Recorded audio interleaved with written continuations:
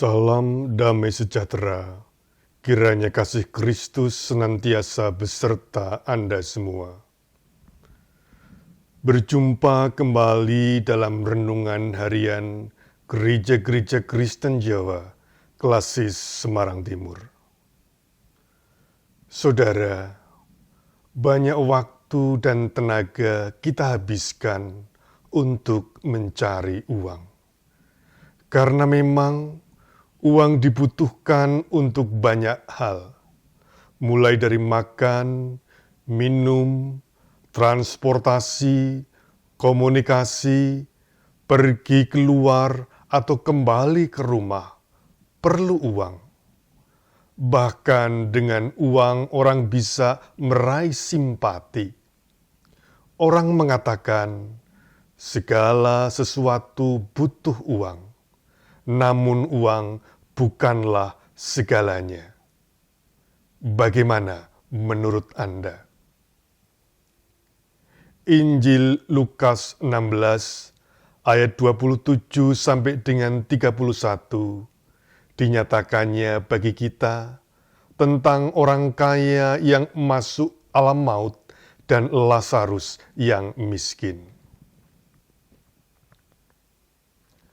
Kata orang itu, "Kalau demikian, aku minta kepadamu Bapa, supaya engkau menyuruh dia ke rumah ayahku, sebab masih ada 5 orang saudaraku, supaya ia memperingati mereka dengan sungguh-sungguh, agar mereka jangan masuk kelak ke dalam tempat penderitaan ini.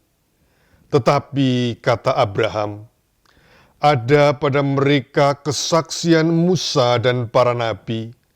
Baiklah mereka mendengarkan kesaksian itu." Jawab orang itu, "Tidak, Bapak Abraham. Tetapi jika ada orang yang datang dari antara orang mati kepada mereka, mereka akan bertobat." Kata Abraham kepadanya, "Jika mereka tidak mendengarkan kesaksian Musa dan para nabi, mereka tidak juga akan mau diyakinkan, sekalipun oleh seorang yang bangkit dari antara orang mati." Demikianlah sabda Tuhan. Saudara, ada orang yang bernama John Wesley. John Wesley adalah seorang pelayan gereja dari tradisi Metodis Inggris. Ia dikenal melalui karya sosial pada zaman revolusi industri ketika itu dan melalui khotbah-khotbahnya tentang kepemilikan, uang dan harta benda. Ia juga dikenal dengan ungkapannya, "Raihlah sebanyak-banyaknya, tabunglah sebesar-besarnya, dan berilah sebanyak yang kamu bisa." John Wesley mengajak semua kaum pekerja, pertama, untuk bekerja segiat dan semaksimal mungkin. Kedua, uang yang didapat digunakan sehemat mungkin, tidak boros dan bukan untuk berfoya-foya. Dan yang ketiga, gunakanlah uangmu untuk peduli bagi kegiatan kemanusiaan dan gereja. Injil Lukas yang menjadi bacaan kita saat ini sangat peduli terhadap orang lemah dan miskin. Dan dalam kisah orang kaya dan Lazarus yang miskin terjadi pertukaran tempat.